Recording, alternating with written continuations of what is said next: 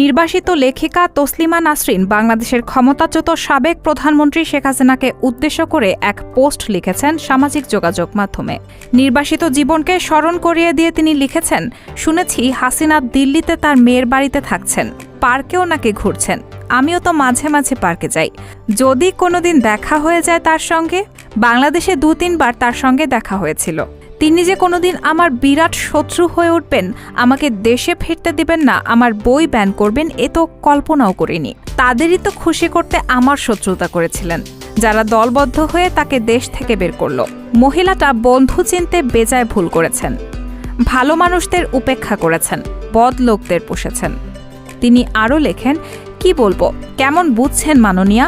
নির্বাসিত জীবন কেমন বোধ হচ্ছে? এই তো শুরু। আমার মতো নিগৃহীত হন আরও ৩০ বছর, তারপর যদি আমার বেদনা বোঝার ক্ষমতা আপনার হয়। আমার আত্মীয় স্বজন এক এক করে মারা গেল, কারো পাশে থাকার জন্য আমাকে দেশে যেতে দেননি। দম্ভ দেখিয়েছেন, যেন আপনার বাবাই বাবা, আপনার স্বজনই স্বজন, আর কারো বাবা আর কারো স্বজনের কোনো মূল্য নেই। নাসরিন লেখেন, আপনি তো দেশকে বা দেশের মানুষকে কখনো ভালোবাসেননি। ভালোবেসেছিলেন শুধু নিজেকে আর নিজের আত্মীয় স্বজনকে, আর আশকারা দিয়ে স্তাবকদের অমানুষ বানিয়েছিলেন।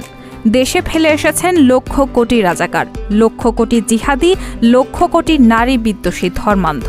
ইসলাম জপেই তো দেশের এই হাল করেছেন। মাদ্রাসা মসজিদ বানিয়েছেন, মানুষকে আল্লাহ রসুল জপতে বলেছেন, আর কোরআন হাদিসের মধ্যে ডুবিয়ে রেখেছেন সবাইকে। এসব থেকে কি জন্ম নেয় জানতেনই তো, জেনে শুনে দেশটাকে বিষ পান করিয়েছেন।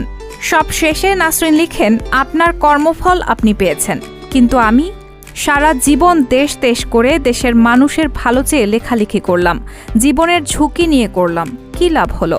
কিছুই না, কারণ দেশের মানুষকে আপনি মানুষ বানিয়ে আসেননি, এক একটাকে খুনি, বদমাশ আর অমানুষ বানিয়ে এসেছেন। নির্বাসনে আপনার কষ্ট হবে না। আপনার আত্মীয় স্বজন, আপনার আপন লোক তো দেশের বাইরেই সব। তাদের সাহচর্যে আর ধন দৌলতের মধ্যে চমৎকার জীবন কাটবে আপনার। আমার মতো আপনি তো আর একা নন, আমার মতো তো আর নিঃস্ব নন। বদলোকেরা আমি লক্ষ্য করেছি বেশ সুখে শান্তিতেই জীবন কাটায়, ভালো লোকেদেরই শুধু দুর্ভোগ পোহাতে হয়। রায়হানা মুন, সবার কথা।